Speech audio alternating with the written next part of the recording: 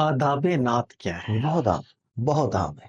اس پہ میں آگے چل کے آپ سے جی کچھ مزید جی سوالات کروں گا، تو یعنی ایک عام غزل میں، عام شاعری میں اس سے ہٹ کے جو جی آپ صلی اللہ علیہ وسلم کی ہم نعت پڑھتے ہیں تو اس کے آداب کیا ہیں؟ جی، بالکل بہت اچھا سوال ہے، اور بڑا اہم اور بڑا ضروری وقت کی ضرورت ہے یہ۔ جی ایک تو اس حوالے سے کہ غزل اور نعت گوئی کے آداب میں کیا فرق ہے۔ جی تو ایک تو بات یہ یاد رکھنی چاہیے کہ غزل میں آپ نے ایک ادب کی عموماً آپ خدمت کرتے ہیں۔ جی لازمی نہیں کہ شاعر جو کہہ رہا ہے کہ وہ اس کے ساتھ وہ بیتا بھی ہو، اس کا واقعتاً کوئی محبوب ہو، اس کو شکوہ کر رہا ہو، تو لازمی نہیں ہوتا، بلکہ وہ ایک ترجمانی کر رہا ہوتا ہے معاشرے کی، جی حقائق کی ترجمانی کر رہا ہوتا ہے، واردات قلبی کی ترجمانی کر رہا ہوتا ہے۔ ضروری نہیں کہ وہ ساری چیزیں اس کے ساتھ بیتی ہوں، وہ معاشرے کی بات کرتا ہے، وہ جی لوگوں کی بات کرتا ہے، جی تو وہ یہ ساری چیزیں اس میں آ جاتی ہیں۔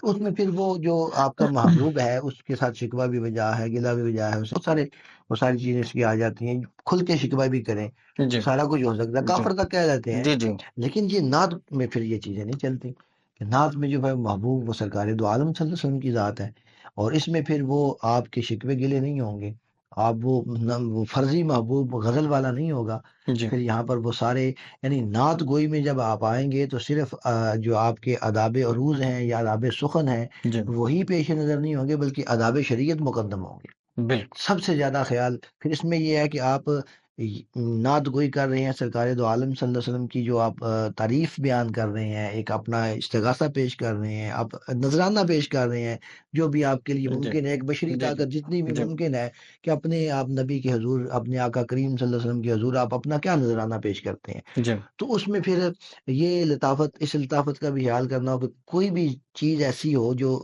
آپ کے منصب سے شایان شان نہ ہو، اس کے شایان شان وہ بھی بیان نہیں کر سکتے، اور مبالغہ اس حد تک کہ آپ کو الوہیت تک لے جایا جائے تو وہ بھی غلط ہے۔ یعنی ایک جی اس میں ایک ایسا توازن چاہیے کہ نہ تو اس قدر تعریف ہو کہ الوہیت اور نبوت میں فرق نہ رہے، جی اور نہ ہی اتنے ایسا کوئی کم طریقہ احساس ہو کہ اس میں آپ وہ نبوت کے مقام سے گرا کر ایک عام لیڈر اور قائد کی حیثیت سے پیش کر دیں، تو یہ بھی نہیں ہونا چاہیے۔ تو آداب جو شریعت کے ہیں وہ مقدم ہیں، جتنے بھی یعنی اس میں یہ ہے کہ آپ یہ نہیں کہہ سکتے جی یہ شاعری کی بات ہے، جی یہ جو ایک شعر ہے لہذا نہیں، وہ اس کے اوپر گرفت ہوگی، اس کے اوپر پکڑ ہوگی، پکڑو اس کا معنی ہوگا، اور وہ بیان کرنا پڑے گا۔ ہاں جیسے آپ کے اصول تکفیر میں بات چلتی ہے کہ ہاں کیا اس میں کوئی طویل کی گنجائش ہے یا نہیں، یا اس جی میں رجوع کروایا جاتا ہے، جی یہ جی ساری چیزیں جی ہوگی۔ تو اس میں یہ نہیں کہا جائے گا کہ چونکہ یہ شعر کی بات ہے لہذا اس پہ پکڑ نہیں ہو سکتی، یہ اس میں ضروری اچھا، ایک شعر ہے وہ میں آپ کے سامنے رکھنا چاہوں گا کہ مختار کل ہو، ہے۔ جی مالک روز جزا ہو تم، جی جی رحمت کا مقام ہے کہ خاص خدا ہو تم۔ جی، یہ یہ شاید آپ نے پڑھا بھی ہو، میں نے اس کا حوالہ دیا ہے اس مقدمے میں۔ جی یہ جو میری لوح ثنا کتاب ہے، اس میں جو میں نے مقدمہ لکھا ہے وہ نعت گوئی کی آداب پہ ہی لکھا ہے۔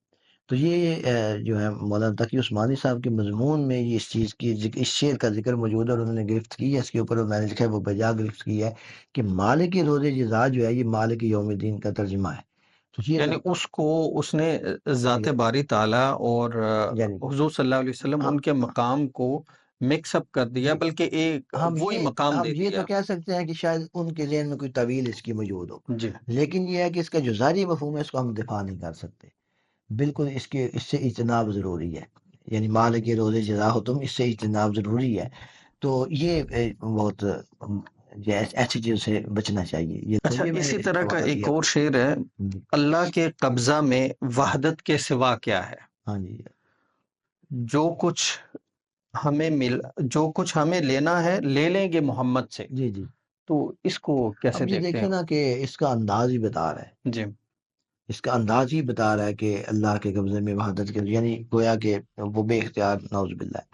تو اب اسے ایک عام آدمی بھی سمجھ سکتا ہے کہ ایسے اشعار سے یہ اجتناب۔ یعنی آپ یہ فرما رہے ہیں کہ یہ اس کی حدود و قیود سے نکلا جی ہوا نکلا شعر ہے، ہوشے، ٹھیک ہے؟ ایسے شاعری سے اجتناب کرنا بالکل چاہیے۔ اجتناب ضروری اور ہے۔ کیا شاعر کو اگر اس کو یہ احساس ہو جائے تو کیا اس کو توبہ بھی کرنی چاہیے؟ بالکل کرنی چاہیے، دوبارہ رجوع کرنا چاہیے، شعر کو بدل دینا چاہیے، بالکل ایسی چیز۔ بلکہ اس سے بھی بڑھ کر آپ یہ جو مشہور نعت ہے منظور دعا کرنا، گنبد حضرہ والے، وہ کس طرح ہے منظور دعا کرنا، تو وہ منظور دعا کرنا بھی نہیں کہنا چاہیے، کیونکہ دعا اللہ سے ہی کی جاتی ہے، اللہ کے علاوہ کسی سے دعا نہیں کی جاتی، تو یہ بھی قابل گرفت شعر ہے۔